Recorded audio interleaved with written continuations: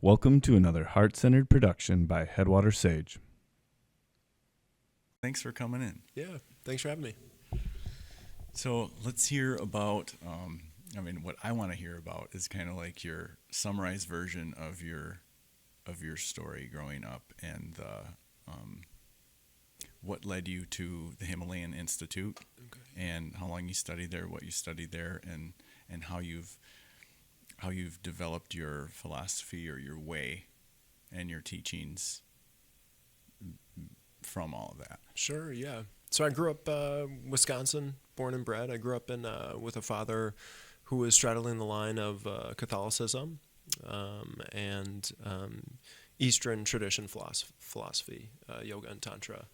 And so I grew up in that tradition, part Catholic. Your dad was in the yoga tantra. My dad was into, Okay. my dad was a student of Swami Rama's and Panarajamani Thich Nhat, the current spiritual director of Himalayan Institute, and I'll get into that. And so I grew up in a very spiritual household that was definitely grounded in Christianity.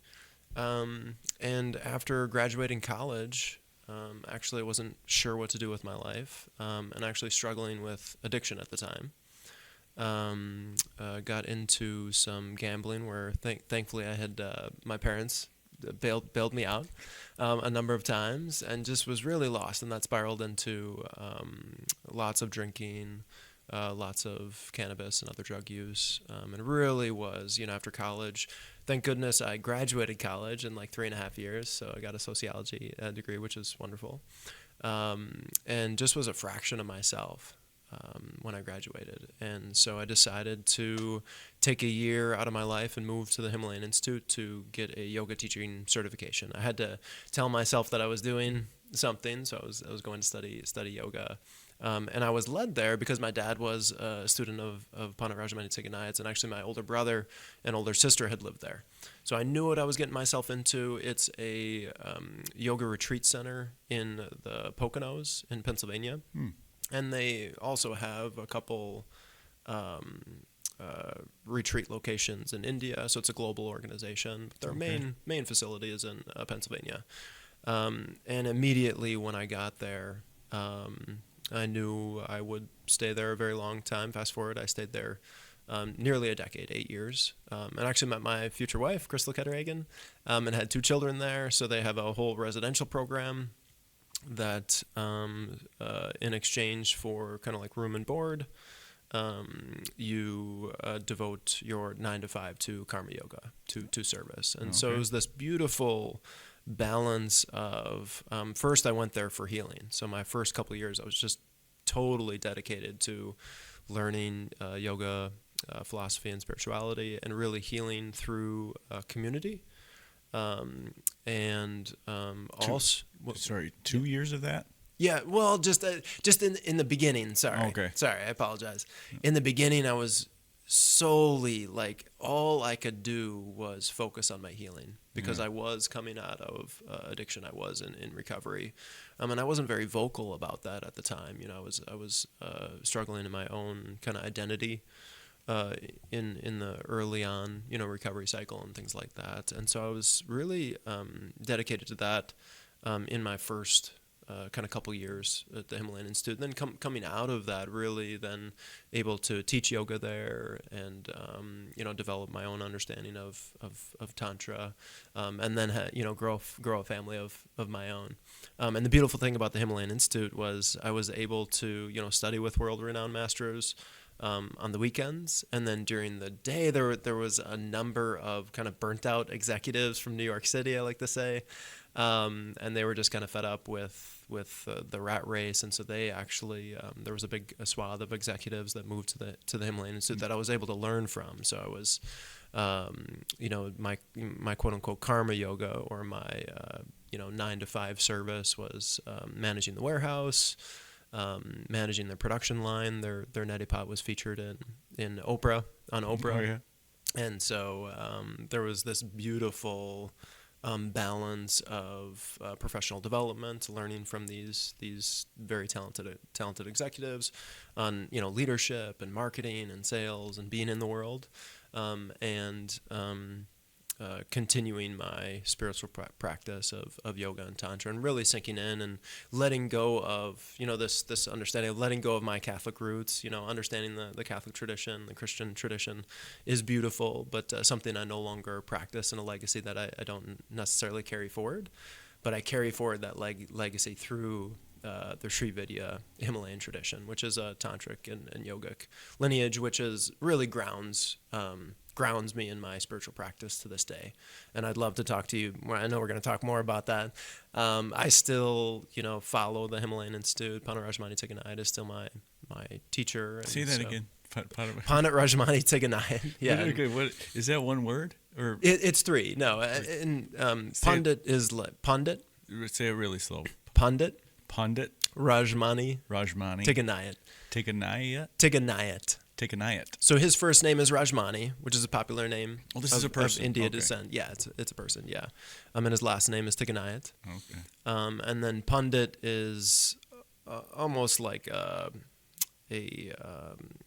priest title, not necessarily, but someone of the tradition, like a Roshi in Buddhism. Yeah, that's right. Or a Swami is really signifying a renunciate, and a Pandit is, Pandit Rajmani Tighanayat has a family, and it signifies his kind of title, if you will. Okay. Yeah. Hang on one second. Yeah. I wanted us to have tea, and I made myself one. I'm just going to go get it and then bring it back, and we'll edit this part out. Okay, sweet. Do you want... I'd love some tea if you have some easy. Pomegranate, elderberry, or joy, love, passion? Elderberry would be great. All right. Yeah. Oh, man.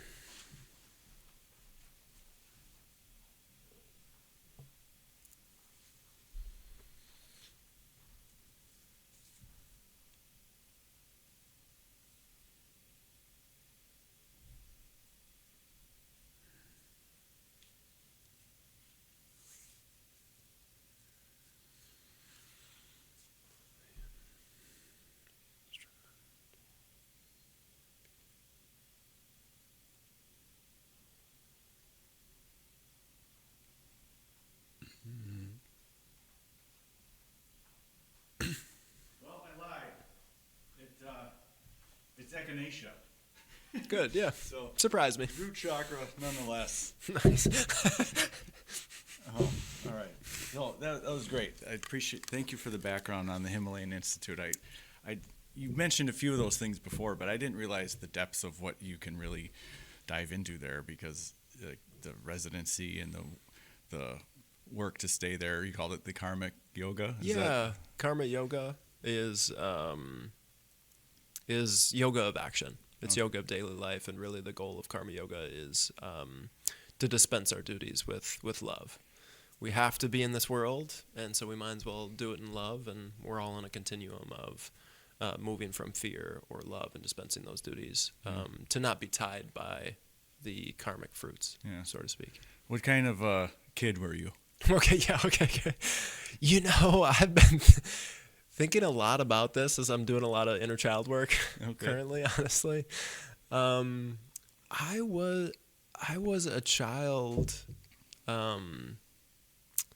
So my dad recently passed away. Right. And he lived a long life of 77 years. And so I've been thinking about my childhood a lot, and now devoting a lot of energy to supporting my mother, who's still alive. And my dad was just this amazing guy. His mission was to build the kingdom of God here on earth. And he saw that largely through his Christian and Catholic roots. And I'm understanding that he really taught me through his life and mission to build the kingdom of God in my own legacy, in my own language, right? He doesn't want me to build the kingdom of God in his voice, but finding my own voice. Sure. He was an amazing man that lacked some focus, I would say, or had many interests. I'll say it that way. I grew up on a vegetable farm. He wanted to really grow community. And so on that vegetable farm, we had another family that lived with us, and Still to this day, I have another kind of father and another mother who's no longer alive, but a father from that's not blood, and a couple best friends that are still in my life right now. And so that those community foundations were a big part of really what I hope to, doing this life in adulthood, build community. So community was really imprinted on me early. That community really is that life source, that lifeblood of sharing the kingdom of God in my dad's language. I was a 3-sport athlete in high school. Loved basketball and played some baseball and football. So sports was a big part of my life, honestly, when I was younger. And I was a lead in the musical Little Shop of Horrors. I have a whole artist side to me. And so, yeah, like my dad, I've many talents and many interests. And so staying focused is one thing that, I definitely have to watch out for. My dad also, he was a theology professor. So I'm talking about my dad a lot because I've been thinking about his mind and the legacy that he left me. Because his passing is ripe in my mind. And thinking about my mom's mind and my mom's kind of service. And she was 20 plus years. She was a nurse and a nurse of hospice. And so she was really, wouldn't call herself this, but she was a death doula. Yeah. And really grounded a lot of families in the grieving and death process. So my mom is this amazing servant. And so as a child, having an older sister above me, and I was the baby of 5, 3 older brothers and an older sister, and really just I was definitely the favorite, right, the baby of the family. Right. So let's just put that out there. Sorry, older brothers and older sister. I was just, but my parents had relaxed kind of later in life after raising 4 kids in front of me, and so just they gave me a lot of autonomy to grow up, and I when I was younger in high school, there was a lot of fear in me. There was a lot of not knowing how to deal with my human experience, and so definitely. In high school, drank a lot and turned to some drug use, and that was part of my growth.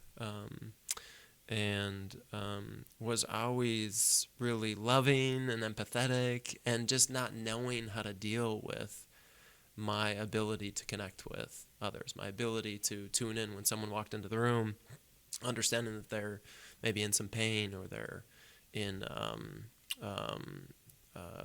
maybe fear or they're trouble taking on those emotions and not understanding that they're not mine to deal with, that they're someone else's to deal with. So I was more of a sensitive child, but not understanding the sensitivity that I was under. And I think that happens to many, including my 2 sons that are 12 and 14, helping them kind of wake up to their sensitive roots and that it's okay to feel, but how do we manage those feelings and deal with those feelings for our own upliftment and in community. And so there's more I could say about my childhood, but yeah, it was this kind, looking back at my childhood or even to early adulthood, this pattern of not understanding how to deal with my power.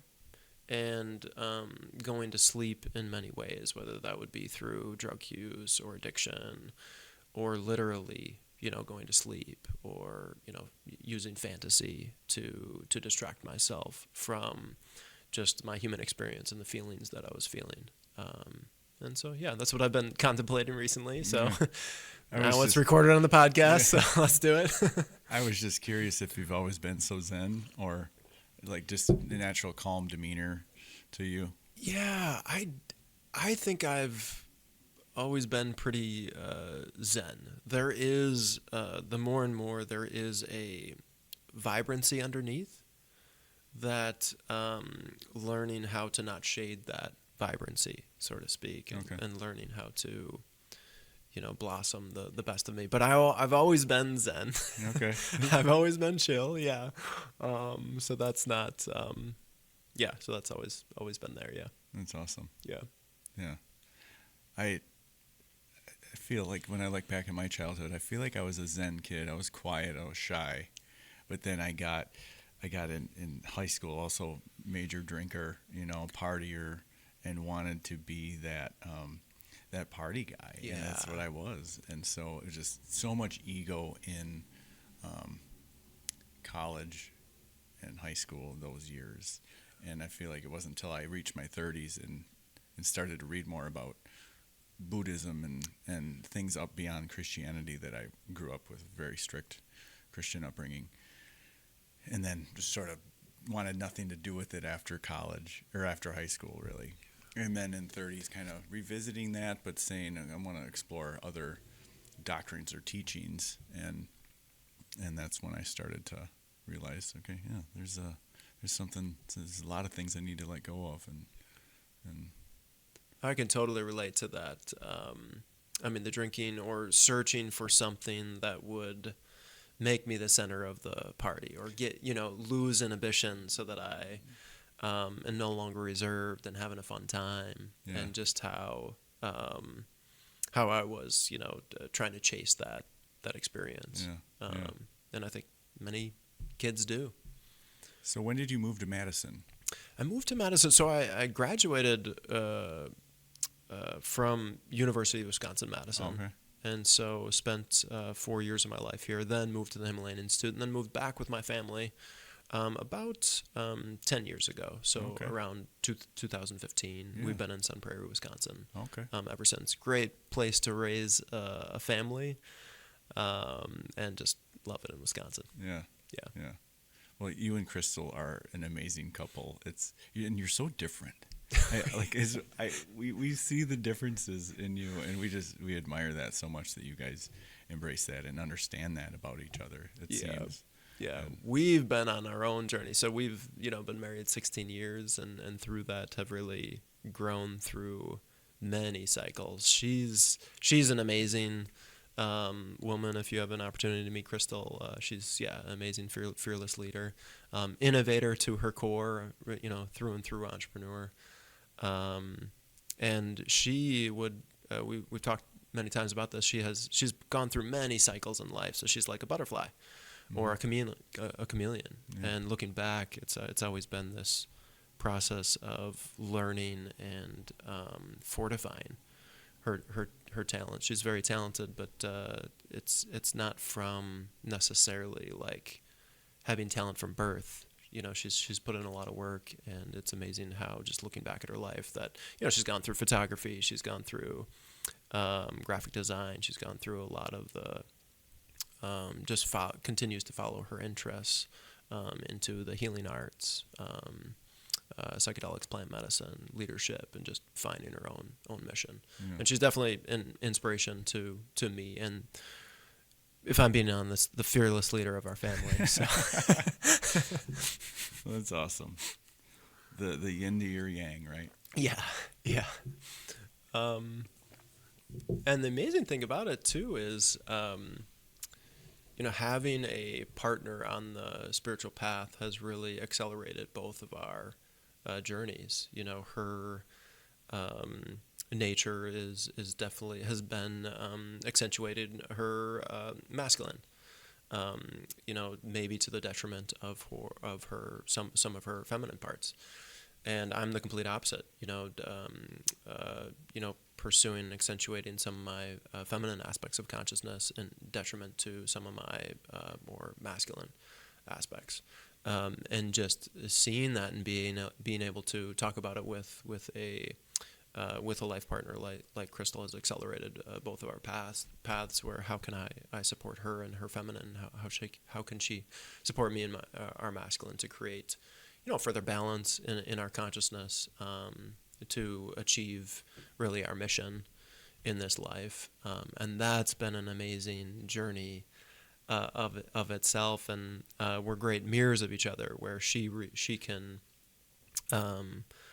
her work, sorry Crystal to put you on blast, her work is really creating some softness, some gentleness, some more feminine aspects where my work is creating some warrior aspects and creating some fierceness in my own masculinity, and seeing each other's mirrors, and working with each other, and not having the partner do the work for you, but really internalizing it and using your spiritual partner as a mirror, like Crystal has been, to accentuate balance and to accentuate further delving into our own unique personal missions. Yeah.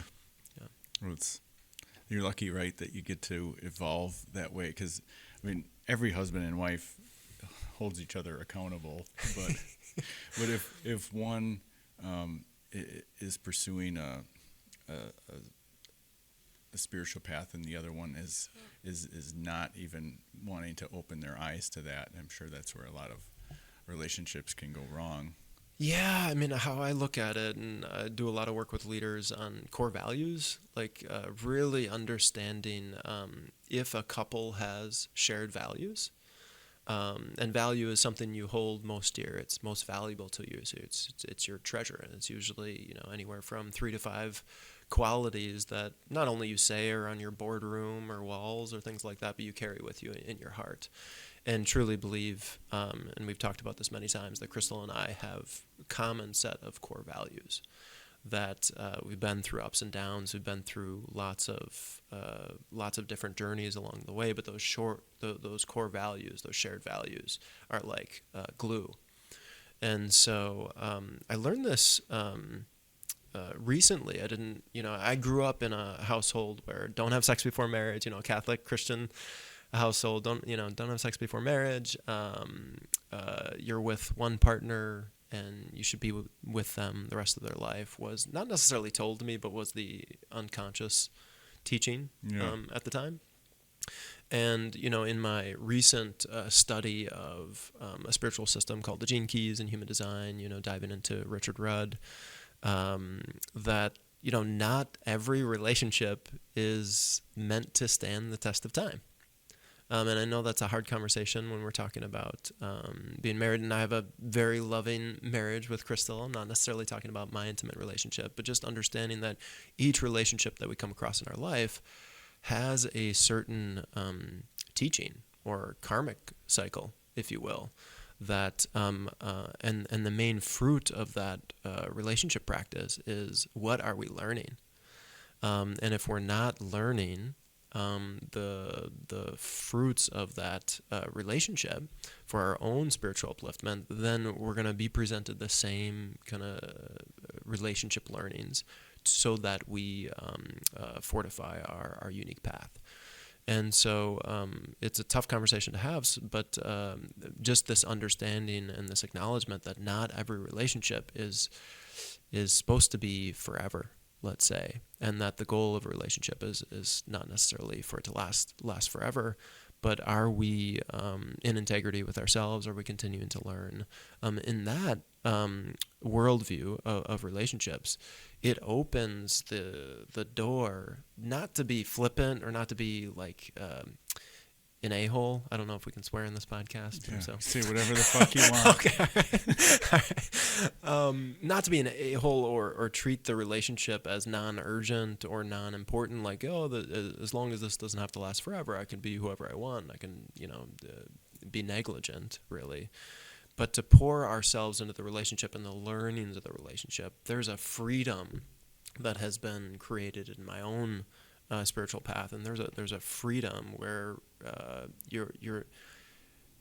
people change, people get stuck. Some people wake up to their spiritual path and they're in a marriage for 10 years, and someone's not stuck. Of course, trying to fortify that relationship and try to feed that relationship and get the other person unstuck. It's ultimately their choice on whether or not they want to move through and be unstuck ultimately.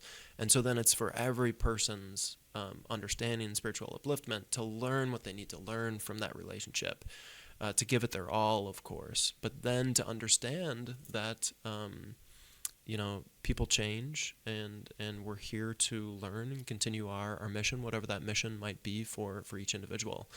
Not an easy conversation to have, but one one kind of area in my life where I've matured my understanding that let's just call a spade. Like over 50%, I don't know the rate, but over the last time I checked, over 50% of marriages end in divorce. And so it's this as much as we don't want to talk about, it's this elephant in the room. Mm-hmm. That a lot of the, quote unquote sacred relationships that are supposed to pass the test of time and are supposed to last forever are not lasting and are not fortifying people's spiritual path. So it's for all of us to wake up in the relationship that we're at. Are we giving it our all? Are we, taking responsibility for it? Are we stuck? How can we move this relationship forward for both of the people in the relationship's upliftment? And sometimes that means ending amicably or continuing your path elsewhere. Yeah. I'd like to hear more about tantric yoga, like the tantric part of yoga. Yeah. Because there's when Westerners hear the word tantra, my mind used to always go that was a sex thing. Yeah. And I watched a series of videos teaching tantra a couple of weeks ago, and it was tying it to sex, and I'm like, no, that's not what I wanted to learn about. So I want to learn. I mean, it's great. Yeah, it is wonderful. The breathing, and you can like just connection with your partner in that way is in that part of your relationship, but in your own words, how would you describe tantra? Yeah, let's break it down, and it's pretty easy to understand when you break it down. So tantra literally means to weave, and it's all about connection.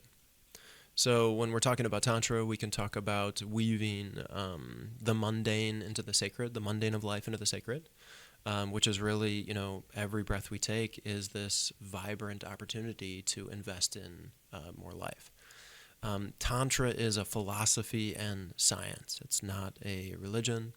It's not black magic. It's not whittled down to sex. It encompasses a worldview, which is understanding that everything is interconnected. So this is kind of common knowledge, like the 1980s, when you brought up body, breath, and mind, or when my parents brought up body, breath, and mind, I was just a wee baby, you'd get these side glances of like, wow, that woo-woo person is talking about body, breath, and mind. And now this is like 2025. It's like, if you're not talking about body, breath, and mind, you're honestly not with the times, not with the truth, right? So now fast forward 2025, you can really get into what Tantra is. It's interconnectivity of all our tools of consciousness. And I like to use tools of consciousness because our body is a tool of consciousness. Our nervous system is a tool. Our breath, our feelings, our mind, our spirit, our joy layer around us. And in that, we're really trying to weave those together to create a more perfect whole. And that's Tantra is about two aspects. It's about healing, and it's about empowerment. And so Tantra doesn't waste a thing. It uses external ritual. It uses our life as we know it, every mundane experience. Tantra uses relationship.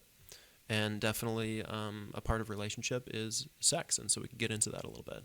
And so unfortunately, Tantra's been kind of watered down into either kind of the black magic for a quick fix, or it's been whittled down to just the bedroom and sexual relations, when Tantra is a worldview of interconnectivity. And so it's how am I relating to my relationship with my wife, my relationship with my kids? How am I relating to the ultimate relationship with our life mission, with our purpose, with our passion? And so Tantra really is a life philosophy and a strategy to continue to find fulfillment and freedom, and continue to connect to our highest within us, our higher self. And then a big part of Tantra and our human experience is energy, is the creation principle. And so a big part of creation is actually the creating of human beings. expanding and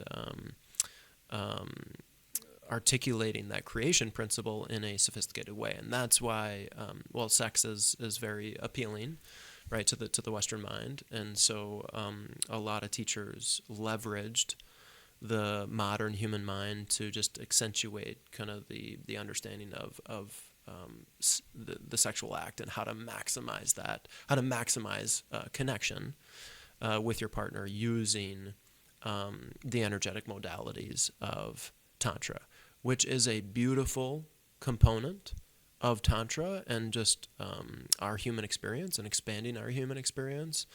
But to just talk about the sexual act and not talk about Tantra in its fullness of finding fulfillment and freedom and the ultimate purpose of life is a travesty. And so that's something that I hope to, that's something that I feel called to teach more and more, Tantra in its holistic roots. In addition, I've come a long way in my own, sexual desire and my own sexual urge and sexual relationship, that talking about sex in the context of Tantra is also important. You don't want to ignore that, but you also don't want that to be the whole story. Right. Yeah. Well, I could see, depending on the market that they were in, maybe that's how they just had to get people to pay for the class. Yeah, and I was just recently studying a lecture with my teacher, and he was like, context is really important in spiritual teachings. So like for example, the context of when Jesus Christ was born, and where were the Jews in the context of life? Where were the Samaritans? Where were the Romans? Really matters in what Jesus Christ said and did and how his teachings were reflecting.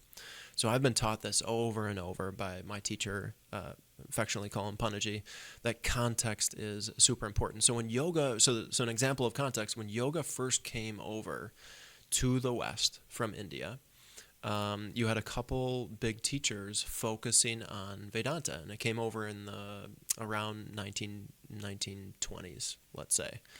And so those teachers knew the context of the Western mind, that they weren't ready for yoga asana in the 1920s. They were ready for world religions.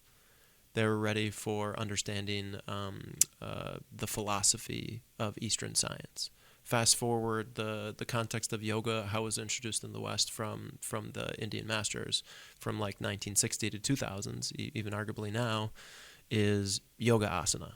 It was all about holistic health, and yoga. It was almost like yoga asana became an exercise and a workout, because that's what the modern Western mind, the context of the modern Western mind could fathom. Now, the modern mind can talk about so many different things, including Tantra, including the intricacies of spirit and ritual and things like that. So remembering the context.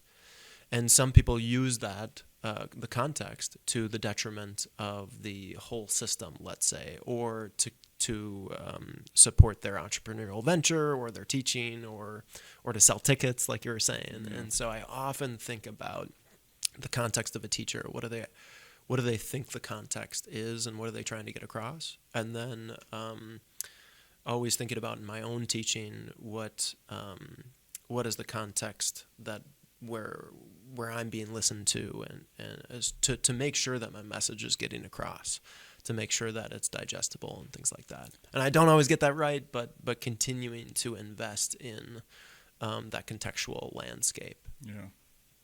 Well, you might not think you get it right in your head some days, but then you never know when a student when that really resonated with a student, and even though you think you could have done a better job, maybe that's exactly what they needed to hear that day. Totally, and life's a continuous, life's a continuous learning process, and this continuous iteration of my transformational journey, of my own journey, but also, when I'm coaching others or teaching others, ensuring that I have an iterative landscape where I can get feedback quickly, and then adjust to my audience or adjust to my client, things like that. So I just want to hear like a quick list of all the different types of coaching right now that you do? Because I know it's diverse. I know you led me in a 4 class with the gene keys, which was a really fun for me, contemplative exercise. Yeah. And then what other types of coaching do you do? So I'll share my offers, and then I'll share my approach to simplify it for the audience. Right. Because whether you some offers of psychedelic integration, I do leadership coaching.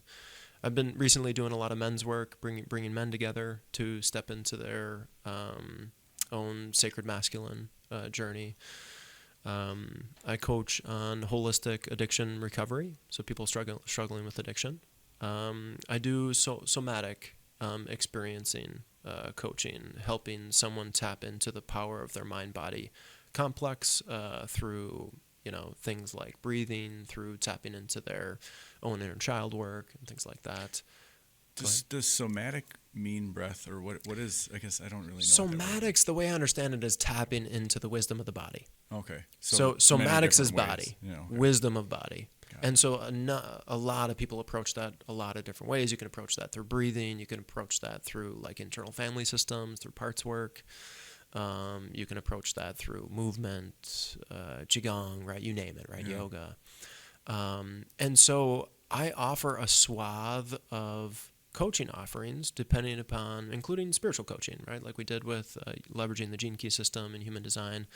And so no matter which coaching program that someone purchases or works with me, I really leverage a 3-pronged approach that no matter which offer, it's helping someone understand themselves at a deeper level. Like you can sum up a lot of the ancient spiritual traditions with know thyself.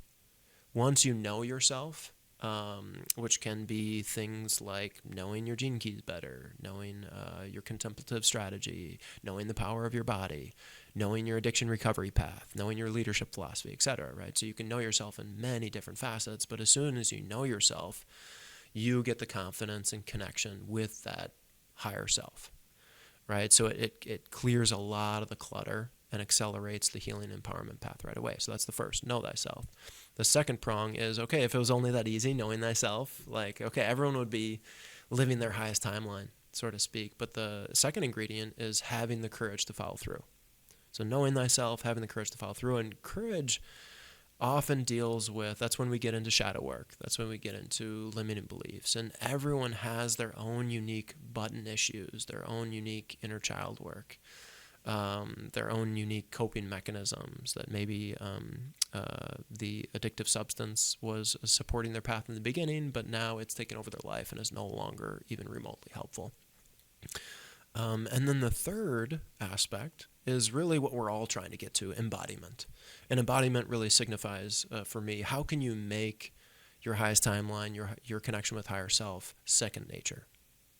So knowing thyself, having the courage to follow through, and then how can I make knowing thyself and the courage to follow through in embodiment, where I'm just showing up as Zach, and you're showing up as Gatlin, as our best selves, as we continue to execute our mission. And so there are many aspects of the transformational journey that I can help with and support, and it's understanding from a very high level and understanding patterning of our human experience, which is why I'm able to have all these quote unquote coaching offers. So I don't want people to get confused with the coaching offer. If you have a question or things like that, like it's really understanding, where is this person in front of me? Am I the right fit for their journey and acceleration? And then the nuts and bolts of, they're struggling with addiction, they're struggling with coping. So then building a program around that, but it's always around knowing thyself, having the courage to follow through, some hot button issues that we all have, dialing in on those, and then embodiment, kind of how can I make my higher self second nature? Yeah, I love that, because you never know what's really gonna hit or feel right with somebody. Like they might look at gene keys and human design as kind of like astrology stuff that maybe they just don't buy into it. And so but you walk them through a guided meditation, some sort of a hypnotherapy that brings them back to doing some inner child work. Could have it has the same outcome. They're very similar, and so is like shadow work and hypnotherapy, inner child hypnotherapy and gene keys. It's kind of all the same thing. It's like seeing your strengths and knowing your challenges and how everyone's different. Your challenges are different than my challenges, and it's a beautiful way of approaching holistic health, because it only makes sense. Everyone's different, so we all just need to hear different words. It really, because that's the only way we communicate, right? Yeah. I mean, there's body language and there's tone of voice, but we're left with words. And one word, you say the word Jehovah to somebody, and they're gonna think. I grew up very strict Jehovah's Witness. Okay, I didn't realize that. And so, but it was a very different, unique religion, and so for a long time I was embarrassed to say that word in public, and then my dad, who hated with a passion that religion, ultimately resulted in my parents going separate ways. But looking back, it's exactly what needed to happen, because that's what happens with everything. But back to my point, just one simple word or one simple concept just doesn't work for everybody. Yeah. And I noticed that because my mom is still devout Jehovah's Witness, and as I, in the last few years, have just aimed to be more connected, and I have my own words that I use, right? Like source, or I'm still good with God, or universal energy, whatever you want to call it, Tao. If I have a conversation like that with my mom, she doesn't listen, and she will turn off, or doesn't want to listen, or it immediately feels to her like, I need to push this away. This isn't Jehovah. But I've learned that I can have the same conversations with her, change the word I'm using, and we have a deep conversation. That's beautiful. One word. Yeah. So your approach, where you can kind of attack it from all these different angles, is great. Yeah, and what you're speaking of too is like the connection. Like if you don't feel a connection between the coach or therapist or whatnot, like they say trust and relatability is massive, and it's because that connection is actually that healing source of your relationship with your mom, I would argue, or a relationship between a coach and client, or therapist and client. That connection, I think oftentimes a lot of people don't necessarily respect that connection or listen to that connection, let's say. So to encourage folks looking for a coach, looking for a therapist, yes, their credentials matter, yes, their experience matters, but that connection is really that source of life and the impetus of healing that the client is actually looking for. Yeah. Do I trust this person? Do I right? feel open with this person? Totally. So, yeah, shop around, right? Yeah. And recently, actually, speaking of shopping around, like I will, like with my own clients, I will recommend they see other healers. A big part of my own personal journey is just understanding that I'm not everything to everyone, right? You wanna please everyone, you wanna solve people's problems, right? Things like that. But to understand where my strengths end, what my weaknesses are, and having a swath of healers to recommend. And that's why I really appreciate what you're doing with Blake Tinman Foundation. It really is the wild, wild west out there in coaching and Reiki and energy healing. And if you can really accelerate the learning process and accelerating that connection between client and proven modalities or proven experienced healers or light workers, that is a really big service that the world is looking for and the world needs right now. Mm-hmm. Women especially. I mean, women are looking for. everyone needs. Yeah. So we have men are still trying to ask for help. We're still trying to put the words together to ask for help. Well, this is a great segue into. I wanted to ask you a couple other things too. So the group events that you do now. I mean, aside from your gatherings at your home with the Soul Tech community, but in particular the men's group that you formed and that me and a few other guys from Reedsburg have been part of and enjoyed so much. Do you do any other? Did you ever teach group yoga, asana, or any? I taught yoga for over a decade. Oh, okay. Taught meditation for over 15 years. So I was going to ask you that. Do you lead meditations too? Yeah, so I have a Vishoka meditation training, which is certified Vishoka meditation. Where you're training, you're not saying you were trained in that, you're saying you train others in that. I'm trained in it and train others in the Vishoka meditation system, which is a meditation system from the Sri Vidya Himalayan tradition. So it's Shivoka. Vishoka. Vishoka. Yeah. Vishoka, and what that means is a place in every direction that's free from pain. V is without in every direction, and Shoka is pain. And so creating a space within us in our meditative practice where it's free from pain, free from anguish, free from regret. Sign me up, right? Sign us all up. And it's done through the yogic meditation system is a breath-centered meditation system. And ultimately, the breath represents that energetic layer of, that's called prana in yoga. And so Vishoka meditation system is a system to support our connection with our, first unit of energy that permeates all, prana.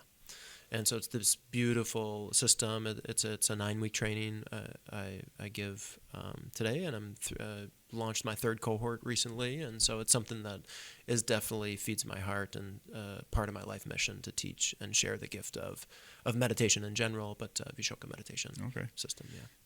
You said, so it's how many weeks? 10? A 9-week training. And then once a week? Once a week, yeah. Like for an hour or two? Okay. And I currently do that at Perennial Yoga in Madison. And so it's a in-person It's in-person, group class. It's an in-person group class, yeah. Very cool.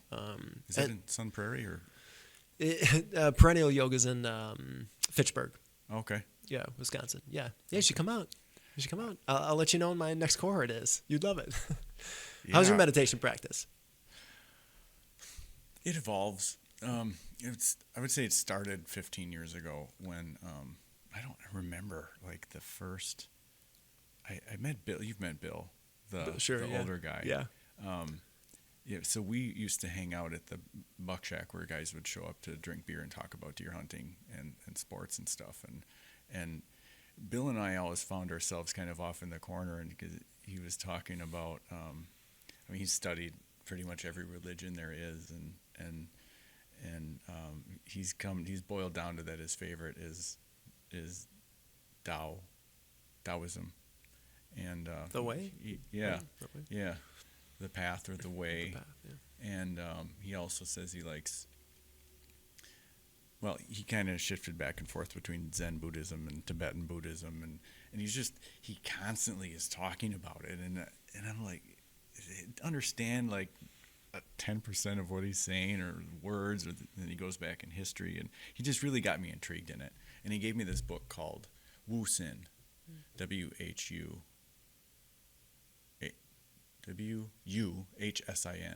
and it's this old Chinese-looking man on the cover. The book was written by Roy Melvin, who I'm pretty sure is an American white dude, and I think Wuxin is just a fictional character. But this book is so great because it's just a series of little independent paragraphs or sentences, or just like sometimes there's only 3 or 4 words in the little sentence, and each paragraph or sentence has nothing to do with the one before or after it. So you can totally open it up to any page. And are they like koans? Like philosophical kind of statements that you think about? Well, use as contemplation tools? Yeah, it's definitely that, because you read, I would like just open up a random page, read something, and be like, I'm not even going to take the time to try to understand that one today. I'll find one that's a little more simple, and then close the book and they kind of contemplate that for the day. Like, here's an example of one of my favorites is that it just says, understanding is more important than believing. And then there's another one that says, beliefs are like shackles. Once we get rid of the beliefs, it's like removing the shackles, and then we're free. And so just little things like that, and it got me really into wanting to dive into the Eastern philosophy of, because I went through Christian, and then I studied that, and it got me interested, and then I started doing different guided meditations.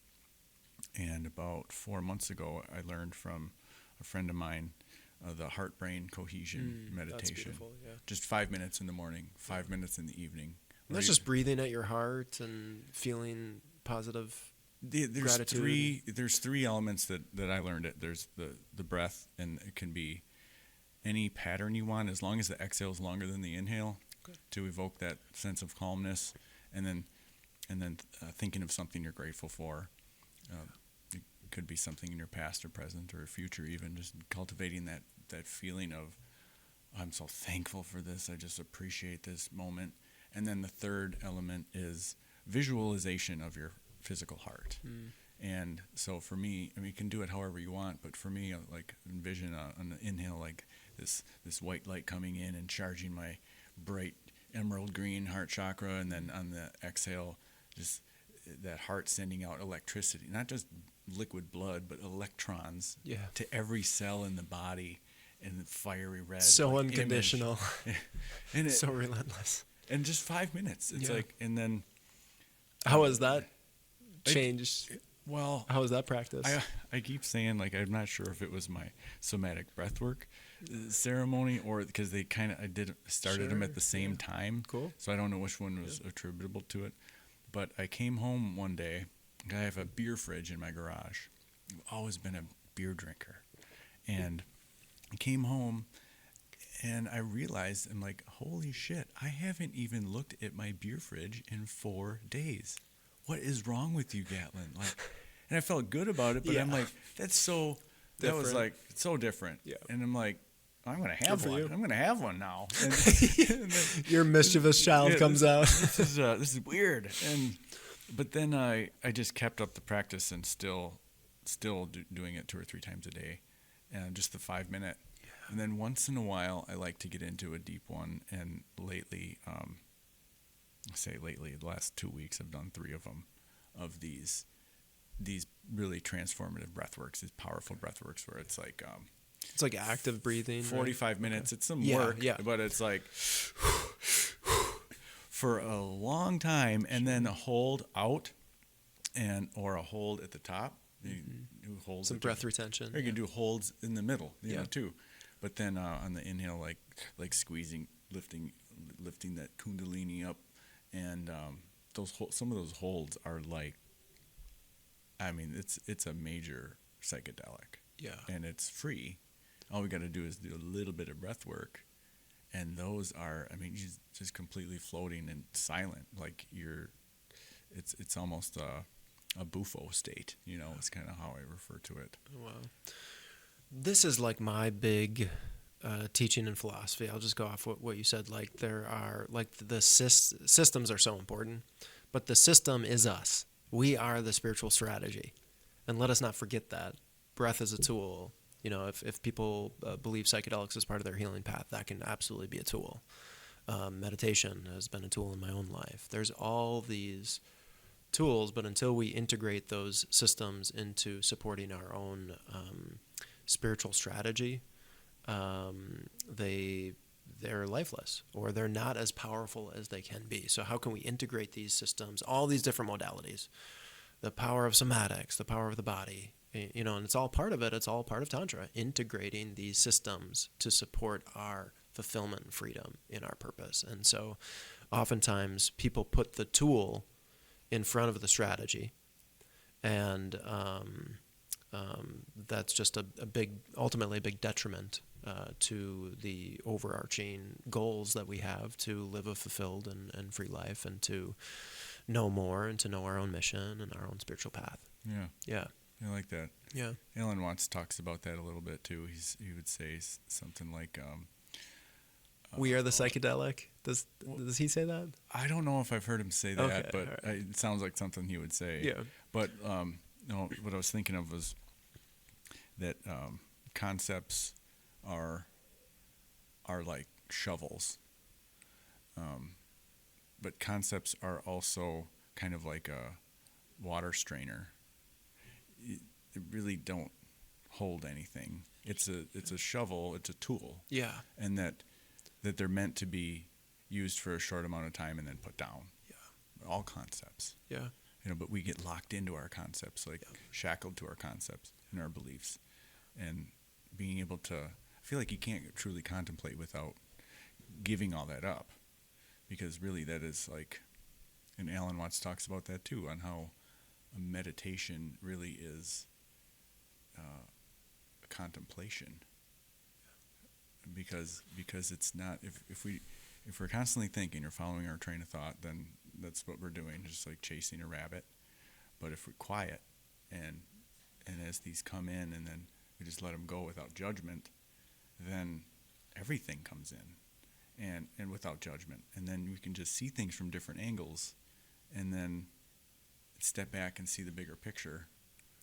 So I'd like to tease out kind of the what is contemplation and what is meditation. Yeah. And meditation I like to emphasize as a strengthening of our tools of consciousness. And so it's all about having a strong mind, a strong nervous system, balanced breath, strong body, etc.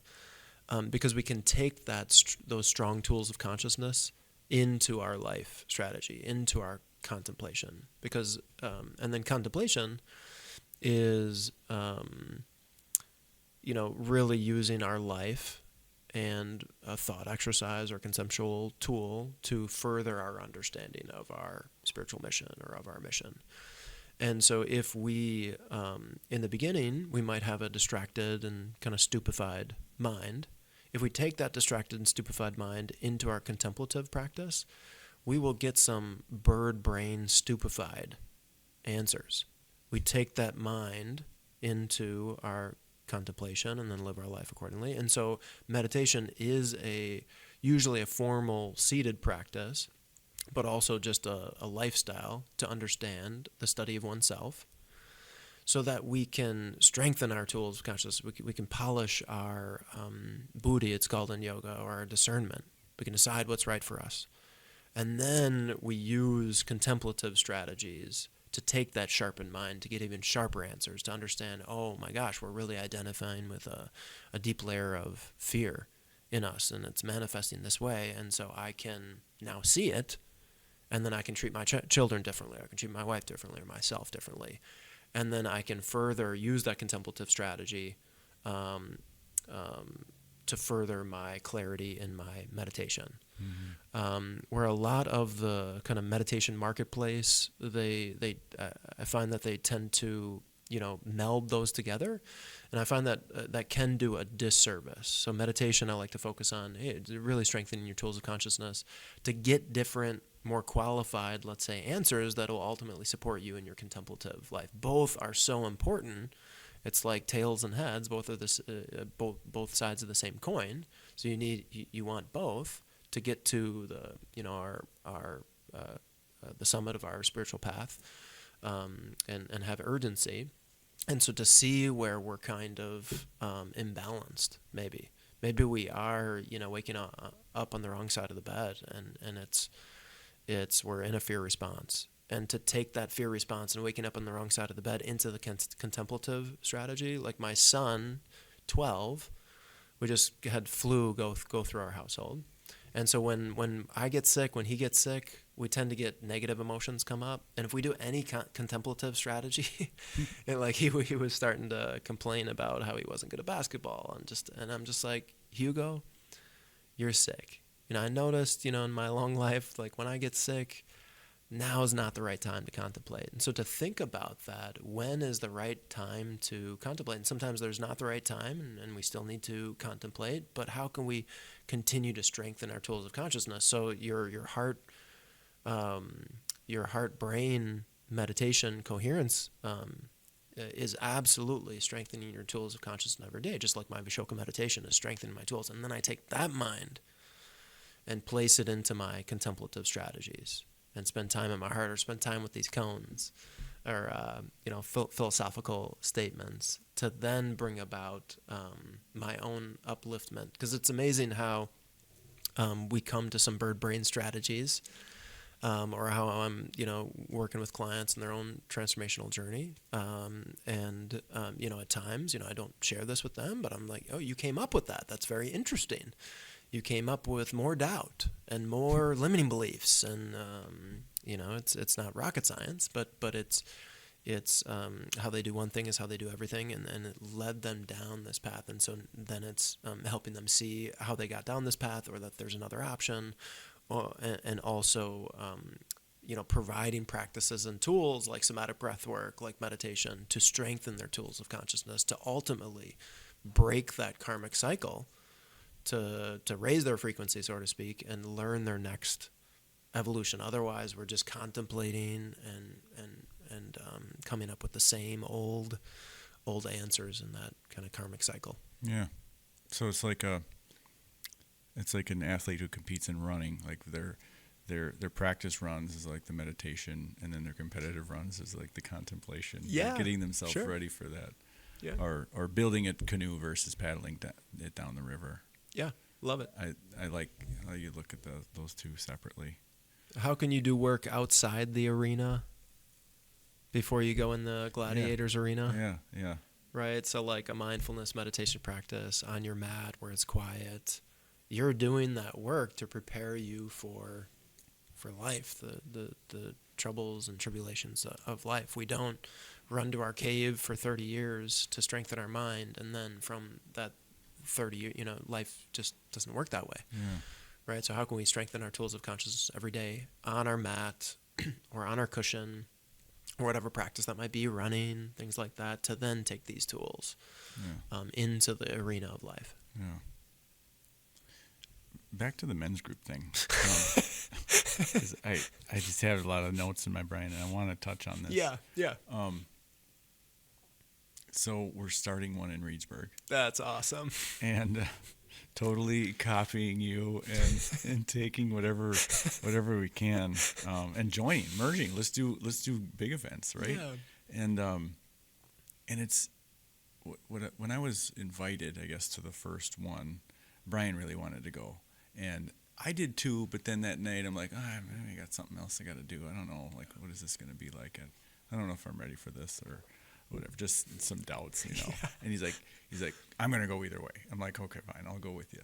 And then you get there, and there was, I think, 5 or 6. It wasn't a whole lot. Or was there 12? It was anywhere from 10 to 15 guys that 12. gather usually. It was an even number, yeah. And we took turns walking with the different guys. Took a nice hike at Devil's Lake. Oh, that was a beautiful hike. And I remember, like, there's never enough time to have a thought about the moment in the moment. But as soon as it's over, and sometimes it doesn't become clear till weeks later or longer. But on the ride home that night, I was like, wow, that was really cool. Like, I like this guy, and I like this guy, and I like, there's nobody I met that I didn't like, and I think that's, when we're put in a men's circle with a leader who says, we're here with intention for this next 10 minutes. Why don't you talk about purpose? We're not talking about the Packers. We're not talking about how many different girlfriends we've had or what we do for a living. I mean, that's the typical thing. And it's like, oh, I just get so sick of that conversation. Small talk. I don't do well with small talk. Neither do I. And it's, I realize it's hard for me to stay present with small talk. Like, I think when we're talking about the weather, I have more thoughts about why we're talking about the weather than I do about the weather. It's like, I don't care. Like, yeah, it changes all the fucking time. And sometimes it's nice out today. It's cold out today. That's obvious. We're here. But anyway. So why do I talk about the weather then? I gotta think about that. It's a shield. No, and I do too. Yeah, I mean, no, it's a shield. It's like, but I don't. Where's my point I am going? so glad you came to that first men's group. We need men to get over their resistance. Yeah. Of gathering, of connection, and just for the sake of not earning money, not making another sale, but for connection. Yeah. The impetus behind the Sacred Masculine gathering was to gather like-minded men, because men have a tendency to self-isolate and further get stuck. And not men have a hard time asking for help, and I'll raise my hand, including myself. And so I wanted to create an environment where like-minded men who are walking the spiritual path could talk about things that really mattered along the spiritual journey, whether that's a hike at Devil's Lake, or whether that's an intentional gathering around a circle with a fire offering our intentions, or whether that's talking about intention or talking about somatics and things like that. Giving men the permission to talk about something else other than the default weather, other than the Packer game, is a great gift to other men. I selfishly, part this was a selfish drive to create the Sacred Masculine group, because I wanted connection with other like-minded men. Like, I was thirsty for this, and then I tapped into something, right? This isn't the first Sacred Masculine gathering, it won't be the last, but tapped into something locally in Madison and Reedsburg where other like-minded men were thirsty for this. And it's amazing that even though, like, sometimes I don't want to go or other men don't want to go, every time my cup is full, their cup is full. Something meaningfully happens when we all gather intentionally to share our journeys. We get stronger, and then we go do our own work for a month and go back to our families, and then come back and connect with other like-minded men. I love that you and Brian are starting and so to speak, copying the blueprint. That's great. That's fantastic. I didn't make it. I definitely added my own flair and things like that. We'll continue. But there is I noticed the Reedsburg men. There's a lot of Reedsburg men that are thirsty, hungry for a place, and to give that locally through you and Brian and other men that you'll bring together is music to my ears. Potentially like 5 years ago, a lot of men, one of our struggles is competition. And that's why we have a hard time coming together, because it's always like, unconsciously it's sizing the next man up. And really, I had to, I learned some of that competition from my dad, and had to overcome some of that competitive landscape to understand that this, if you want to look at it from the business landscape, this market, or this, I don't really want to do that though. So this men walking the spiritual path is only growing. And they're only going to need more help. They're only going to need more guidance, only more spaces for connection. So when I hear other men gathering other men, that is beautiful. And if I inspired that, even more beautiful. Oh yeah, you not only planted the seed, but you put a lot of water on it too. So I'm sure that feels good. I'm excited to see where you guys take that. I'm excited to be part of it. Right? Yeah, It's how can we use each other's strengths and fortify our weaknesses and things like that. Where it really is this abundance mindset to get where we want to go. It's going to take a lot of people transforming their own personal journeys and transforming collectively. And so really having that abundance mindset when we're gathering other men as well. Yeah. Yeah.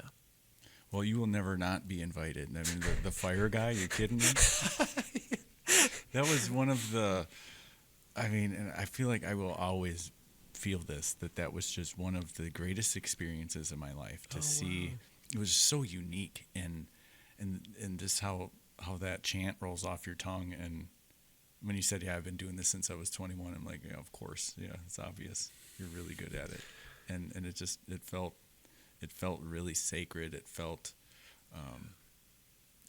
it was almost kind of, I don't know what the right word is, but it was intimidating a little. It felt powerful. It was like, interesting. Yeah. I could see some people looking at it as like, oh, that's like being scared of it almost. Wow. Yeah. And what you're referring to is a tantric fire ritual, which is in the Himalayan tradition, which is the fire is fed by Sanskrit mantras and intention and ingredients, and using Tantra is a philosophy and science, using the science of tantric ritual to create that powerful experience that you witnessed. And so that's something, tantric fire rituals, both external and internal, are part of my own spiritual practice and part of the Shrividya tradition, and something that I enjoy sharing now with other men and other spiritual practitioners, that it really, you can't help but to have a palpable experience of, wow, I wasn't sure what that was, but that's powerful, and then we can get into the details of why that's powerful and things like that. Yeah. But it must be most powerful for you because you're the one speaking it, and like you're the one doing the repetition of the chant. And I'm sitting here overthinking, like, I wish I knew this so I could be doing this in my head too, because there's got to be a lot to that. Like it's mesmerizing, or it's extremely meditative to do something over and over like that chant. And I remember as a kid, I would do this thing where I would look and then look somewhere else. Like, I'm looking at you, and then I look at that thumbtack on the wall, and I would do that. Like, try it sometime. You just do it for as long as you can, and all of a sudden, something really interesting happens, and it's like a euphoria. It's weird. It's hard to explain how it feels, but to me, this is along the similar lines, because you're just saying the same thing over and over, and you just like melt into this oneness with the fire and your intention that you set. And so what Tantra, Tantra is a worldview, and one of the main tenets of Tantra is so above, so below, so within, so without. That what is present in the external universe is present in our internal universe. And Tantra yoga, for the Ayurveda, for the past 5,000 years, have been studying our internal universe and the connection between external ritual or external environment, and how those communicate with each other. And so we're literally, I'm a conduit of learning the ceremony and learning the ritual, and being a conduit of that ritual. But the fire is the main force of life, and you're literally using mantra to, ask auspicious forces, ask them to reside here in the fire, and then you're cleansing the surrounding areas and asking negative forces to leave. There's a whole formula and philosophy behind tantric fire ritual, and that's because what's present in the external universe is also present in the internal universe. That's why it's so crucial, and I'm so passionate about systems. Like, for some reason, when we close our eyes in the modern world, a lot of the systems we throw out the window, we throw out the door, and we try this practice and that practice and this practice. And that's wonderful that people are trying practices and doing practices. But without a system in the internal universe, imagine how vast our internal universe is, with our mind, with our thoughts, with our reality.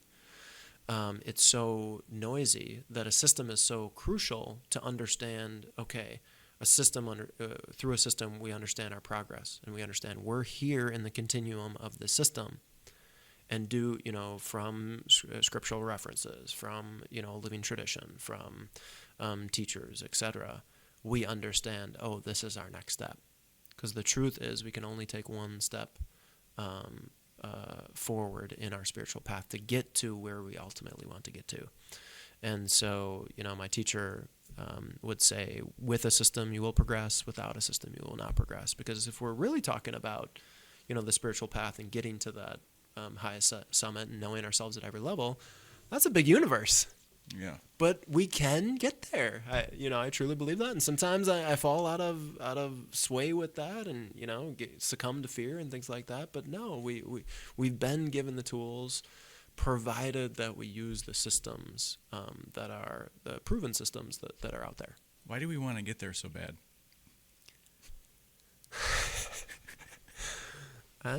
Because that's why we were put in this world, to experience our own inherent nature. Yeah.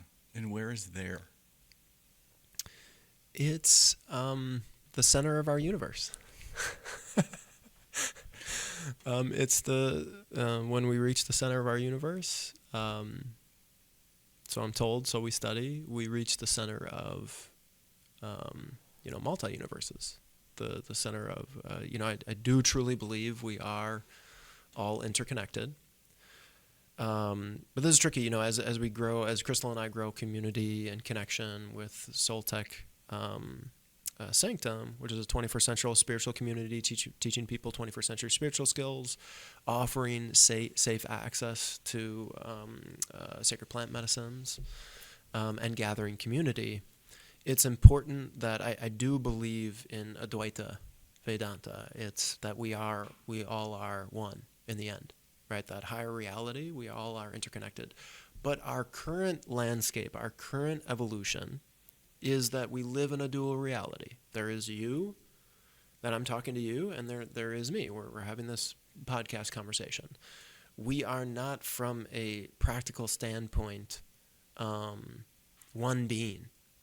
Right, so it's really important in community that we understand our autonomous nature and don't lose our autonomous nature in community. That being said, community and like-minded individuals with a shared intention offers so much acceleration to our healing journey and to our empowerment path for our own personal journey and the collective community, that if we don't leverage community, or if we kind of really dive into rugged individualism and it's my path and I'm autonomous, we will sacrifice a great deal of coming together in that collective strength. So I'm really big on communities empowering, and we're all big on communities empowering individuals, but what does that often mean?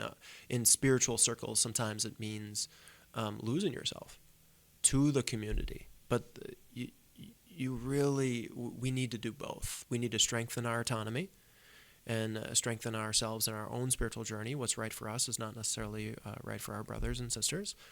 At the same time, to not waste this beautiful opportunity that we are all interconnected, that we can learn and accelerate our understanding of relationship. And so that's something that I do feel passionate about, thinking of, growing spiritual community and offering a safe place for people to connect. Oftentimes, you run into a lot of limiting beliefs and a lot of fear, especially with baby boomers, around, fear of gatherings, fear of religion. Like, is this community okay? Is that, are they, there's this skepticism because so many people have been burned by community and organized religion, things like that. But the healing process of that is often just casting out community altogether. But they're sacrificing a great tool to further their own upliftment, provided that the community that you seek and the community that you find yourselves in is empowering the individual, is not sowing seeds of confusion, and is not you don't have to lose yourself to be part of the community. So that's really the keys that the key tenets that we offer events through Soltech Sanctum and community gatherings. And we talk about this very openly. Like, are the communities that you're seeking, or the friends groups that you're seeking, are they empowering? Mm-hmm. Are they both supporting your autonomy and leveraging this beautiful superpower of community? Yeah. Well, you put the words in my brain that I was looking for on the way home from Devil's Lake that night. 'Cause it's like I couldn't put my finger on it, but I'm like, this felt really good. I just kept thinking that, and I didn't know exactly why. But have you ever watched that documentary on Living to Be 100, The Secrets of the Blue Zones? Oh, I've read a little bit about it, but I haven't watched the documentary. So it's this guy who studied these 5 different blue zones, these areas in the world where people live remarkably longer lives and more happier, fulfilled lives. And one of them is it's a Seventh-day Adventist community outside of LA, and then another, I forgot where the other ones were. I think one is in Costa Rica, China, Sicily, Italy. I don't even remember, but I'm sure there's more than 5. But he sought out and studied these ones, and what was interesting about it is he tried to find the common denominators of what's, and it wasn't like. it wasn't all what you might think. Every community wasn't vegan. Every community didn't avoid alcohol. Almost every community was, and I wouldn't say like it caused the community, but I think the community causes this, that it seemed like there just wasn't much addiction in those communities. And one of the popular common denominators was home cooking and giving thanks for your food when you eat it, like treating each meal as a ceremony. Beautiful. But the number one common denominator that was in all of them was community. Yeah. It was just how tight they were, how close-knit they were, how they supported each other. And so the fact that you just said the word community about 50 times just makes me happy, because that's exactly what you and Crystal are cultivating, and I'm just so happy to be a part of it. That's beautiful. It's an X factor that it's hard to quantify, but we have to start quantifying it and what actually empowering community means and what empowering connection means. And we can start to build better, more transparent communities to ultimately fortify our own upliftment. But then it really takes a village. It takes a community to get to where we ultimately want to go. You know, you look at politics and just the world in today. It's going to take a lot of people. It's going to take a lot of fortifying our own personal transformation to overcome some trying times that might be ahead of us. Mm-hmm. What percent people do you think are involved in a innovative spiritual community? Oh, I don't know. But I'll take this segue to share that I am part of a 2-year group practice. It's called the Sri Mahayaga. It's the great kind of sacrifice, the great group practice that Pandit Rajmani Thich Nhat and the Himalayan Institute are leading. And a few hundred practitioners are going to gather in India over the latter part of 2025 and early part of 2026. It's a tantric group practice, and really what he's teaching, and the important teaching that is coming out from whether you study the Pleiadians and different spiritual practices, is that it doesn't take everyone. It takes a strong, vibrant community that has a shared intention to affect change. That you want that shared intention laser focused, and you want everyone in the group understanding, our own personal likes and dislikes are there, and our own desires and our own lifestyle and things like that, but you have a shared group practice to create monumental transformation and change. So although I don't know how many people are tapping into the power of spiritual community and things like that, there are several traditions right now, including the Sri Vidya tradition, creating environments to take advantage of the lost art of group practice, of group intentional practice, to create a more profound transformation in the world. And that is music to my ears. That is hopeful, right? Not only the Sri Vidya tradition is doing it, but me being a part of it. But there's other traditions. It doesn't take everyone. Right. We need to all look at ourselves. What can we do? How can we connect with our brothers and sisters to create a new community that's going to be able to withstand and troubleshoot some of the issues that might be ahead of us. Yeah, I guess if I had to guess, I would say it's 1%. Okay, yeah. And then what?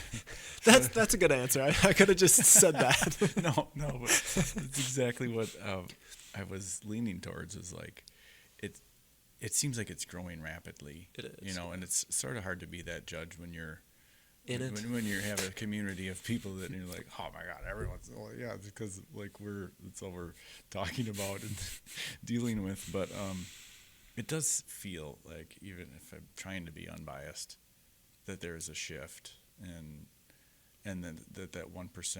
I mean, it doesn't take long for something to double, and then it's 2, and then it's 4, and then once maybe it's at 5.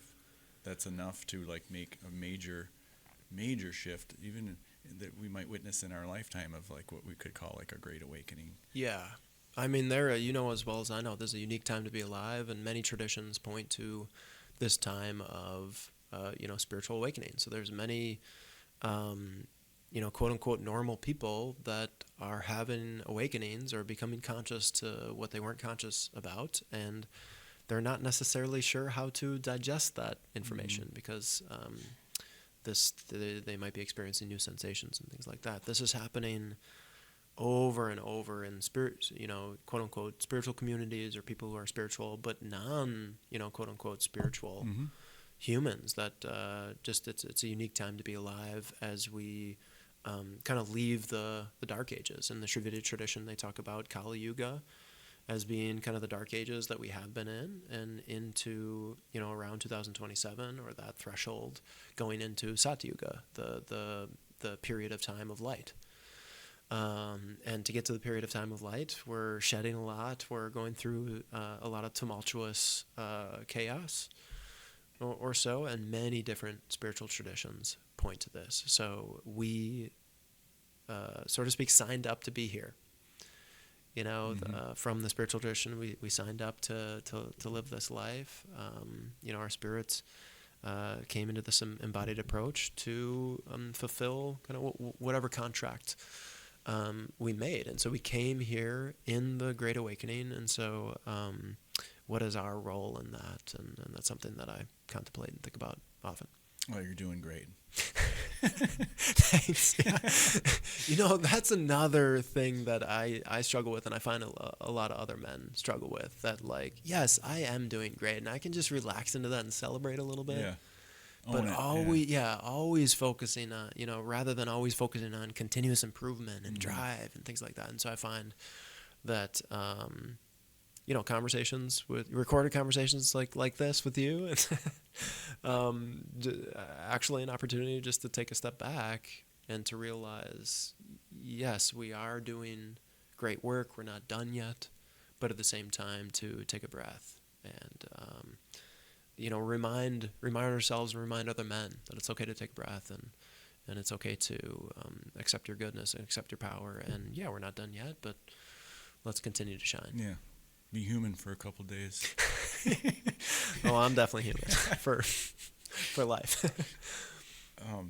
My friend Bill talks about the word human being a lot, and how the human is part, like we say we're humans, but like human being is like the longer way to say it. But there's a lot of depth to that word human being, because he says human is this horizontal plane. It's the 3D world. It's our senses and all the phenomenon we get to absorb. It's me seeing you, and it's everything that we can see. So 3D, human, horizontal, but the being is the vertical, divine, pure consciousness plane, and that any Buddhi or Bodhisattva is a teacher who's able to wiggle back and forth between the two, or live in both of them. I mean, everybody does, to an extent, but a lot of us are stuck in the 3D human horizontal plane, but then we also can't go meditate on the top of a mountain for the rest of our life. I guess we could, but I mean, like doing the dance between the two. Yeah, Bill would say, we're not human doing. Yeah. We're human beings. Yeah. Yep. And one of the things Swami Rama says in the Himalayan tradition is live in the world yet above it. And how can we really be established in both worlds? And those worlds are lower mind, higher mind, lower consciousness, higher consciousness, lower not being worse, lower being a tool to get in alignment with our highest path. Yeah. And so maybe that's a good way to end. How can we live in the world yet above it? you got to pee or what? No, okay, sorry. One thing I just wanted to mention, because you made me think of it, was you mentioned how like you need to have a connection with your practitioner or your coach, and that just isn't automatic for everybody and can't even be forced or cultivated. It's just you click with some and not with others. Could be man versus woman, just could be a type of a personality or whatever. But we have, so with what we're doing with the Tinman Foundation now is we're still giving out scholarships for students pursuing a career and education in a mental health field or wellness field. But, and we're still doing that, but it's on the back burner. It's like we found huge, because it's sort of expensive to do that. Yeah. And we look at, if we take this $6,000 scholarship and divvy it up into $400 grants to whatever that equation comes out to and help that many people, where's our greater return on investment? And after we did our first round, we offered, last September, we issued 30 grants. Oh. All of the applicants except one was a woman. No, a man. They were mostly women. And just back to like men typically don't reach out and say, I would like help. But the men's group is like a perfect way to present it to men, because they show up. They're going to be there. They're going to love it. They're going to find fulfillment in it. And then the door is opened that way. Yep. Instead of thinking they're just going to pick up the phone and call. But when the women come in, they are like so many of like men and women. We just are constantly pouring ourselves into our jobs and our families and not taking that time to you can call it loving yourself or caring for yourself or just working on yourself or whatever it is. Yeah, take a step back. And it's easy to feel guilty for it, or like, oh, I don't deserve this. It's all about the kids. It's all about my husband. It's all about work. And then so it just gets pushed out. And back to that old analogy of you don't want to pour from an empty cup. And they come in, and it's not the case with all of the applicants, but for most, they're like, I've tried a few things. I have a therapist. I don't like my online therapy. It feels a little cold, or maybe they're not lining up perfectly with their current therapist, and it's hard to even get an appointment, let alone have the luxury of being able to pick your favorite one. And then the word therapy, what do we think of? It's easy just to think of talking to a psychologist in a clinical setting, or a talk therapist or a counselor of some kind, and sitting on a couch. Tell me, how does that make you feel? Yeah. But it's so far beyond that.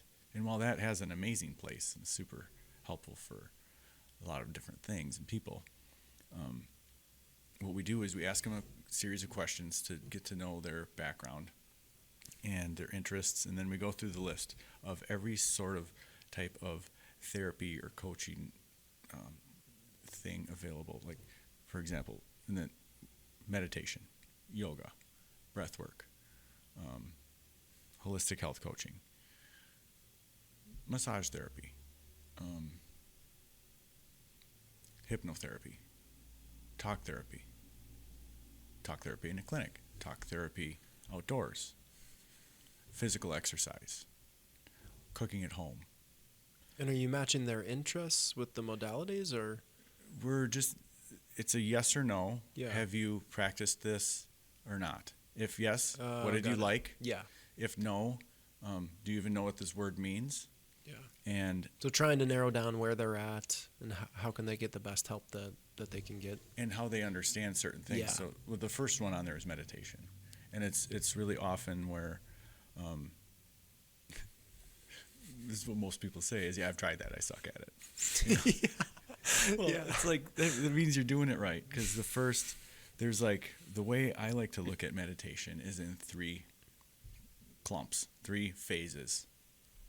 And when most of us first start a meditation practice, we realize we suck at it because we have a lot of thoughts, and that's perfectly natural. Recognizing that we are saying we suck means we're recognizing that we have thoughts. That means you're winning because you're aware of your thoughts.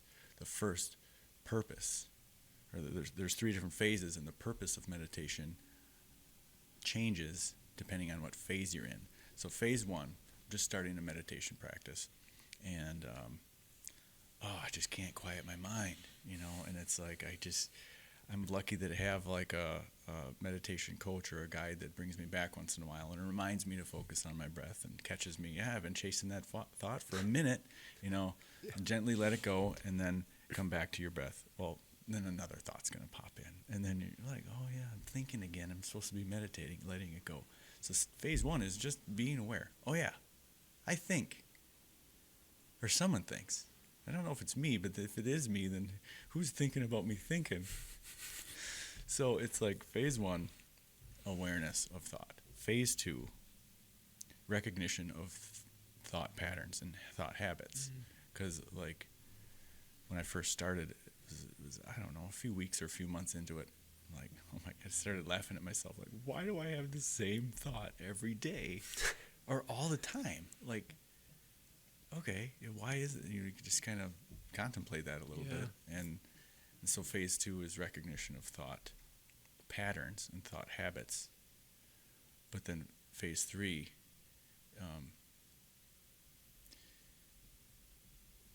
changing it from a meditation practice that you sit down and do once in a while to being able to use it from the moment you wake up in the morning to the moment you wake up the next morning, being present. So it's like a practice of presence, but it has these different stages in it. So most people start off and think, That's I cool, suck man. at I like this. that. They suck.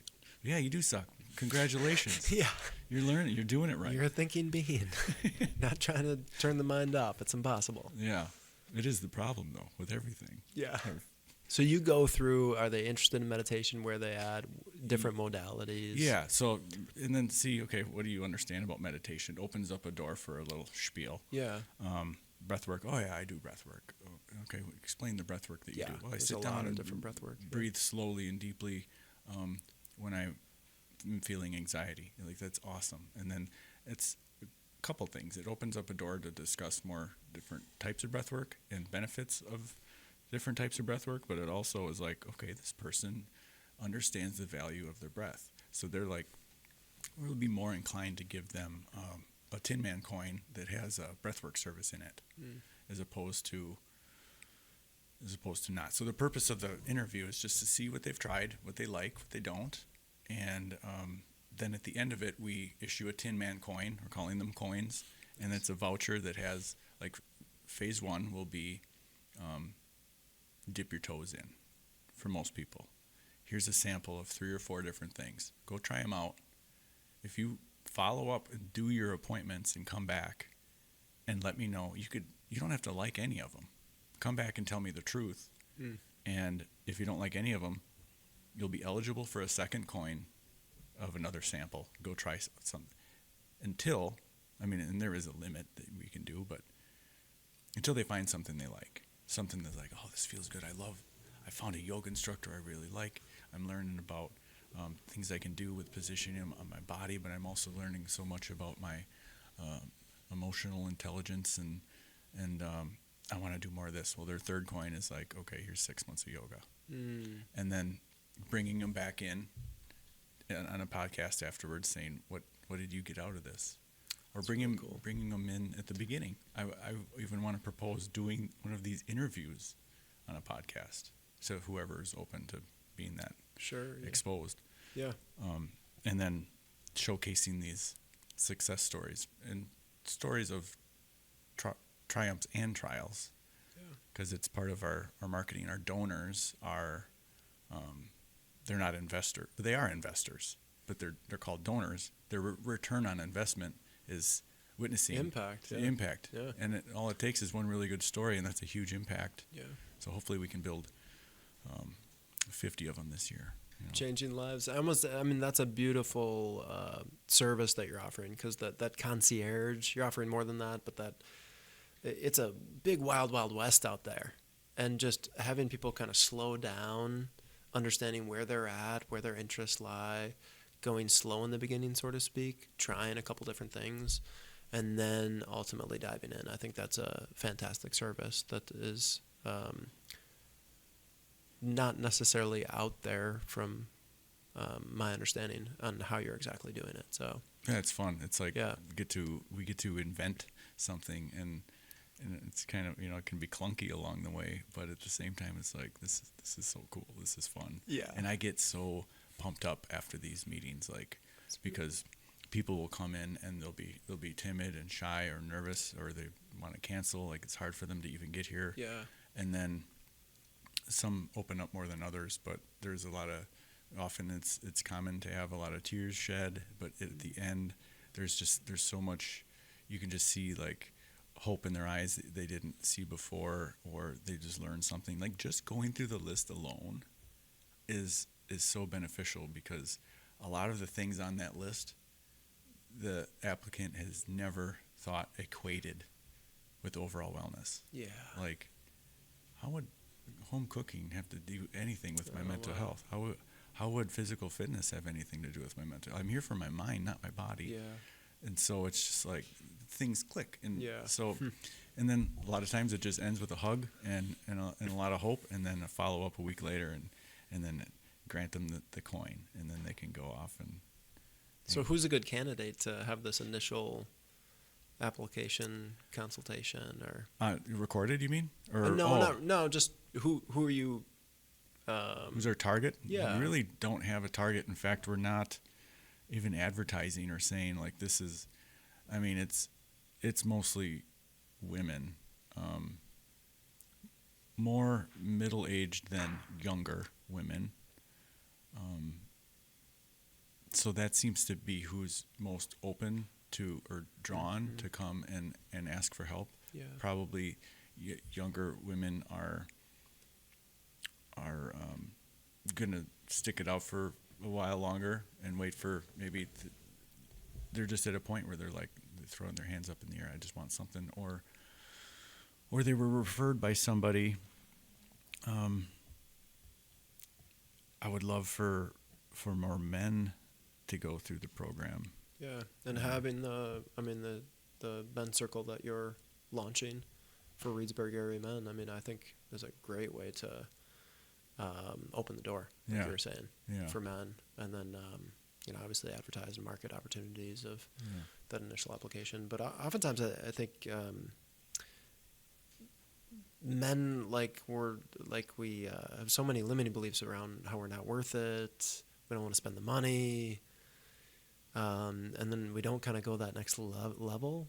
Yeah, I don't need that shit. Yeah, it's like, we totally, a lot of men totally disregard it. Yeah. If it's not, quote unquote, an investment in, if we can't see it be like, business coaching or whatever, if we can't see it being an investment in growing our financial book, we just kind of write it off until, unfortunately, many men reach that crisis point, midlife, quarter life, whatever crisis point, that mental health, where we are forced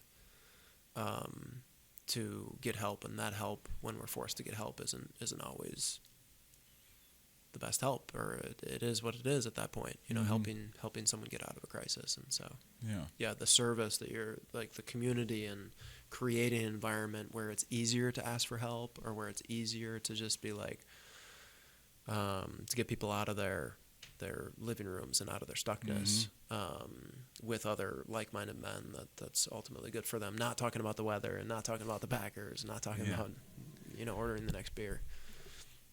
And back to community too. So one thing we just started doing is walking through a holistic health wheel with each applicant at the beginning of the meeting, and there's just different pieces of the pie, and we ask them to rate themselves towards the middle of the circle if they feel it's lacking in their life, and towards the outside of the circle if it's really strong and they feel confident about it. So some of the different pieces of the pie are like career, home cooking, spirituality, relationships, home life, social life, and several others. It is so common that community and social life ranks really low.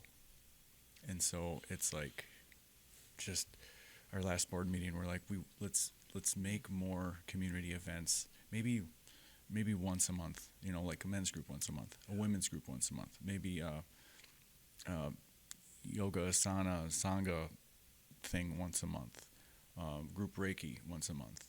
And then in each coin that we give, if somebody, and it's the majority, feel that they're lacking or could use more community, one of those things in there is throwing them in the community. Go to this, and the value is low, and it's not to really raise a lot of money. It's just to, we can charge for it, $10 to go show up for whatever. I don't know if do you charge for your men's group? I have a suggested donation that I don't really. I think I donated one time. Yeah, I'm not really staunch about it. Or it's not a requirement. It's all inclusive right now, and all are welcome. And the suggested donation is just kind of a love offering or a sustainability piece. But I mean, I think people should charge if people, and feel good about that charge and the value exchange. I feel really good about each person offering, whether it's a free event or a paid event, feeling really good about what they're doing. So yeah, it feels good too, just because it's it feels good to support, but it feels good to be supported too, in that you're less apt to get volunteer burnout. Yeah, if we have a yoga teacher who agrees to do this class once a month, they should get something out of it. Yeah, I totally agree. Yeah, totally agree. Love the work you're doing, man. I'm excited to be part of it and excited to see where Likewise, you're Blake Tinman goes. Thank you. You're a great motivator, so thank you for that. All right, man.